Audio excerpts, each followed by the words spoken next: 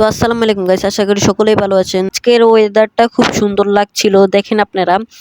তো এই সুন্দর ওয়েদারে সুন্দর কিছু করা যাক। আমি বসে বসে ভাবছিলাম কি করা যায়। তো আমার মাথায় চলে আসে আজকে তো শুক্রবার, তাহলে আম্মুকে বলবো বিরিয়ানি রান্না করার জন্য। তো আমার আম্মু বিরিয়ানি রান্না করার জন্য প্রস্তুতি নেওয়া শুরু করলো। তো আশা করি সবাই লাস্ট পর্যন্ত দেখবেন।